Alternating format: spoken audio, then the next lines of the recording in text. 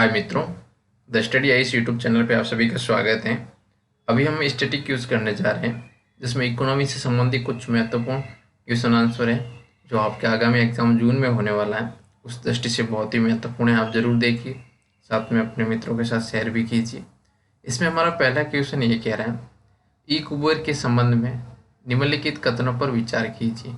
आपको जो ई कुबेर है इसके बारे में बताना कौन सा कथन सत्य है और कौन सा कथन असत्य है। इसमें आपको पूछ रहा है उपरोक्त में से कौन सा कथन सही है, आपको सही कथन बताना है दोस्तों।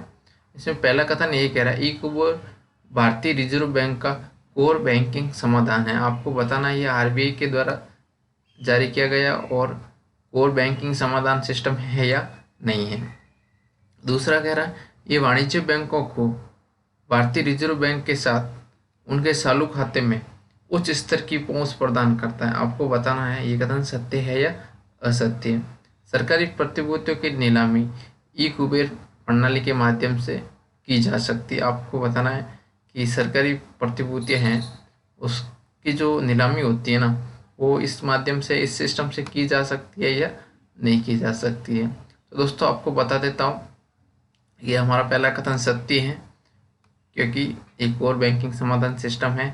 साथ में आपको ये भी बता देता हूँ, ये एक बैंकों के चालू खाते की तरह कार्य करता है, जहाँ पे जो वाणिज्य बैंक है वो लेन देन कर सकते हैं, वहाँ पे सरकारी प्रतिभूतियाँ हैं उनकी भी खरीद कर सकते हैं।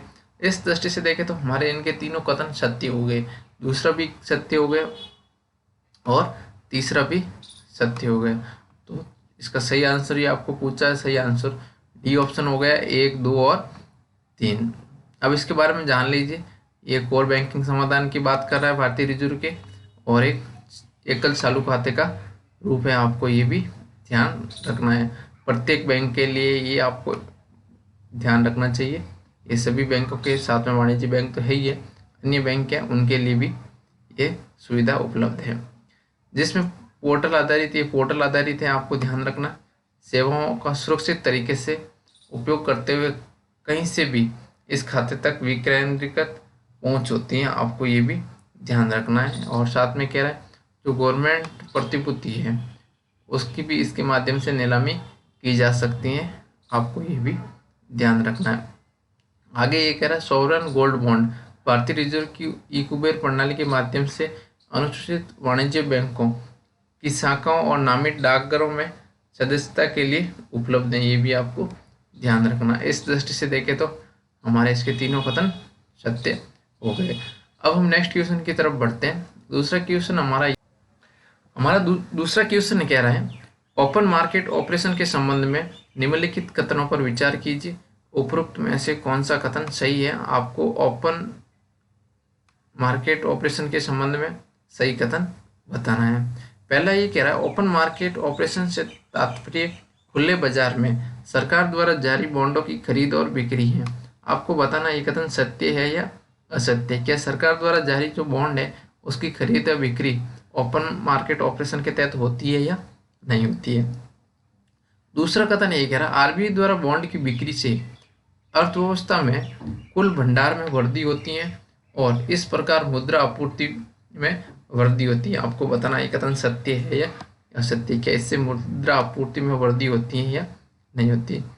तो मित्रों आपको इसके बारे में बता देता हूँ। इसमें क्या होता है, जो सरकारी बॉन्ड है उसकी जो आरबीआई है वो खरीद व बिक्री करती है और इस तरह वो तरलता का समायोजन करती है।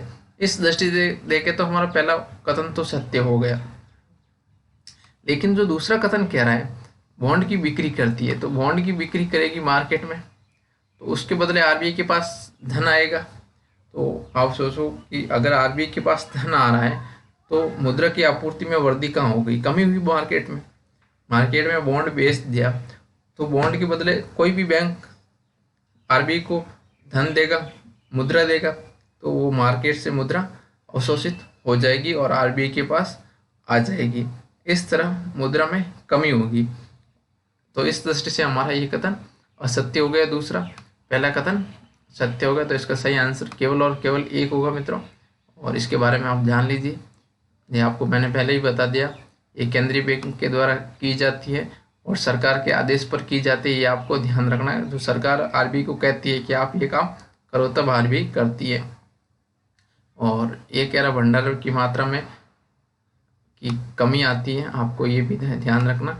इसमें खरीद बिक्री करती है तो कमी आती है। इस दृष्टि से हमारा दूसरा कथन असत्य हो गया।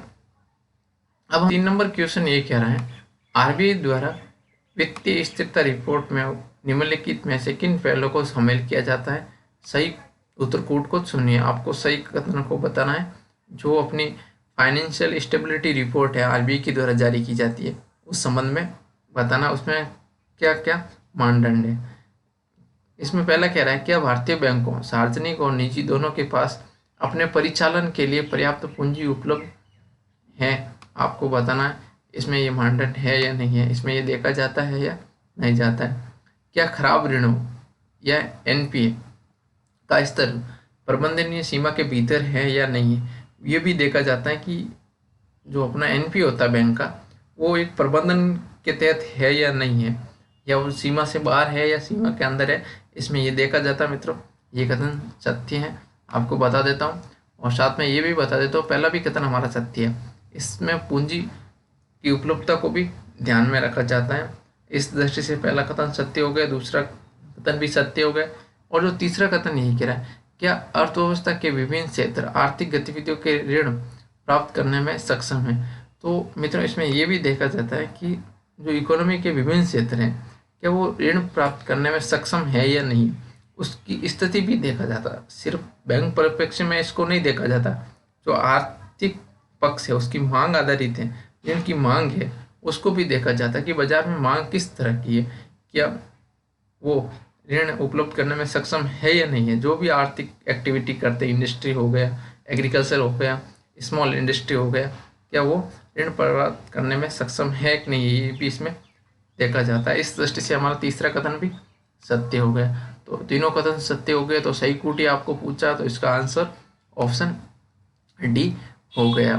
अब इसके बारे में जान लीजिए। इसमें ये दोनों बैंकों के पर्याप्त पूंजी की बात कर रहा है, देख लीजिए।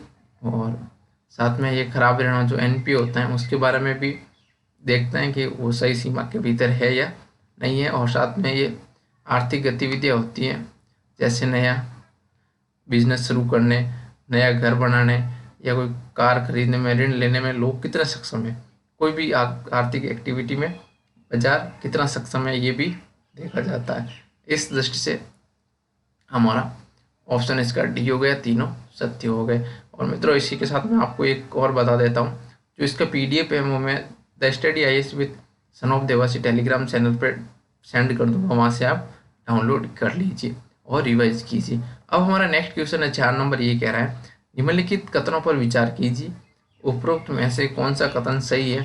आपको जो 3 कथन दे रखे हैं, इसमें सही कथन बताना है। पहला कथन यही कह रहा है, भारतीय रिजर्व बैंक आरबीआई को मौद्रिक नीति के संचालन के लिए जिम्मेदारी है और ये भारतीय रिजर्व बैंक अधिनियम 1934 के तहत स्पष्ट रूप से अनिवार्य है। आपको बताना ये कथन सत्य है या नहीं है। क्या आरबीआई एक्ट 1934 बना है, उसके तहत मौद्रिक नीति का संचालन आरबीआई का अनिवार्य रूप है या नहीं है, आपको ये बताना है। वित्तीय बाजार समिति, आपको बताना है कि वित्तीय बाजार समिति मुद्रास्फीति लक्ष्य को प्राप्त करने के लिए आवश्यक नीतिगत ब्याज दर निर्धारित करती है। आपको बताना है ये कथन सत्य है या असत्य है। उदार मौद्रिक नीति तब होती है जब केंद्रीय बैंक मुद्रास्फीति को नियंत्रण करने के लिए मुद्रा की आपूर्ति को कम करता है। आपको बताना जो उदार मौद्रिक नीति होती है उसके बारे में बताना है कि इसमें मुद्रा आपूर्ति में कमी होती है या वृद्धि होती है। तो मित्रों, आपको पहले कथन के बारे में बता देता हूँ। ये हमारा कथन सत्य है। आरबीआई एक्ट में ये प्रावधान कर रखा है कि मौद्रिक नीति का संचालन जो अपनी आरबीआई है वही करेगी। इस दृष्टि से देखें तो हमारा पहला कथन सत्य हो गया। अगर मित्रों आपने मौद्रिक नीति के संबंध में अगर पढ़ा होगा तो वो मौद्रिक नीति समिति होती है ना, वो निर्धारित करती हैं ब्याज दरें वगैरह, लेकिन ये यहाँ पे वित्तीय बाजार समिति की बात कर रहा है, तो हमारा ये कथन असत्य हो गया।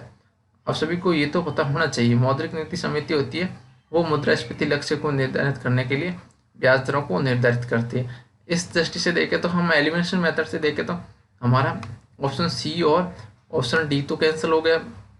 अब हमारे पास बचा ये तो ऑप्शन ए या ऑप्शन बी। तो ए तो दोनों में आ रहा है 1 नंबर, तो एक तो हमारा सही है। और साथ में उदार मौद्रिक नीति ये होती है जिसमें क्या होता है, बाजार में पैसे को बढ़ाया जाता है, ये आपको ध्यान रखना है। तो ये यहाँ कह रहा है मुद्रास्फीति को नियंत्रित करने के लिए। मित्रों आपको बता देता हूँ, उदार मौद्रिक नीति में मुद्रास्फीति को नियंत्रण नहीं किया जाता, इसमें बाजार में आपूर्ति को बढ़ाया जाता है। इस दृष्टि से देखें तो हमारा तीसरा कथन गलत हो गया, क्योंकि ये मुद्रास्फीति को कंट्रोल करने की बात कर रहा है, साथ में आपूर्ति की कमी की बात कर रहा है। उधार में आपूर्ति की कमी नहीं होती, बाजार में आपूर्ति बढ़ती है, ये आपको ध्यान रखना। इस दृष्टि से इसका सही और आंसर केवल और केवल एक होगा, ऑप्शन ए। देखो इसके बारे में जान लीजिए, ये आरबीआई एक्ट के तहत जो बैंकिंग एक्ट 1934 पड़ा है, उसमें मौद्रिक नीति के बारे में कह रखी है बात। और जो अपनी मौद्रिक नीति समिति है वो मुद्रास्फीति लक्ष्य को निर्धारित करती है, यह भी आपको ध्यान रखना। और ये आगे उदार मौद्रिक नीति की बात कर रहा है, जिसमें आसान मौद्रिक नीति के रूप में भी जाना जाता है। ये तब होती है जब एक केंद्रीय बैंक विकास धीमी होने पर, अगर मार्केट में पैसा नहीं है, ग्रोथ धीमे हो रही है, अर्थव्यवस्था को बढ़ावा देने के लिए समग्र मुद्रा आपूर्ति को विस्तार करता है। जैसे आपने देखा कोविड महामारी के दौरान क्या करता है, आरबीआई बैंक रेट कम करके बाजार में पैसा बढ़ाता है, ताकि लोगों के पास पैसा आए, पैसा आने से मांग बढ़ती है, मांग बढ़ने से इकोनॉमिक ग्रोथ होती है। इस दृष्टि से देखें तो हमारा पहला कथन सत्य हो गया और 2 और 3 दोनों असत्य हो गए। आपको सही कथन पूछा तो इसका आंसर ए होगा, केवल और केवल ए।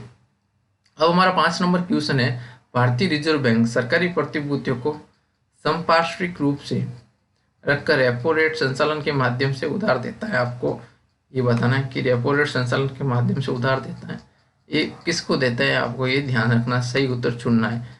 तो मित्रों आप सभी को पता होगा एनबीएफसी होती है, वहाँ पे रेपो रेट का संचालन नहीं होता है। इस दृष्टि से देखें तो हमारा एलिमिनेशन मेथड से आप करोगे तो ये कैंसिल हो गया बी, और ऑप्शन डी कैंसिल हो गया। अब या तो ए हो सकता है या सी हो सकता है। तो हमारा ए तो सही है, ऑप्शन वाणिज्य बैंकों को करता है रेपो रेट के तहत संचालित, ये हमारा कथन सत्य है। लेकिन मित्रों आपको बता देता हूँ, जो भुगतान बैंक होते हैं ये रेपो संचालन के अंतर्गत नहीं आते, ये आपको ध्यान रखना है। इस दृष्टि से देखें तो इसका सही और आंसर केवल और केवल एक होगा, ऑप्शन एक होगा। इसके बारे में जान लीजिए, रेपो दर वह दर है जिस पर किसी बैंक का केंद्रीय बैंक जैसे आरबीआई है वो धन किसी कमी होती है वाणिज्य बैंक को, उसको उधार देता है ना, वो रेपो रेट होती है, आपको ध्यान रखना। जैसे कोई बैंक है उसके पास धन नहीं है, वो आरबीआई के पास जाएगा कि मुझे पैसे चाहिए, तो आरबीआई का भाई मैं ब्याज लूंगा, तो कितना लोगे, जो आरबीआई समिति निर्धारित करती है कि हमने 7 रुपये ले लिया तो वार्षिक तौर पे, तो वो रेपो रेट गिना चाहता है। रिवर्स रेपो रेट वो होती है जो आरबीआई बैंकों को देती है। अगर बैंक के पास पैसा ज़्यादा है और वो आरबीआई के पास जाकर कहती है कि आप रख लो पैसे, हमारे पास ज़्यादा है, तो वो रिवर्स रेपो रेट होती है। आरबीआई वो थोड़ी रेपो रेट से कम होती है, ये ध्यान रखना। आप इस दृष्टि से देखें तो हमारा इसका सही आंसर ऑप्शन सी हो गया।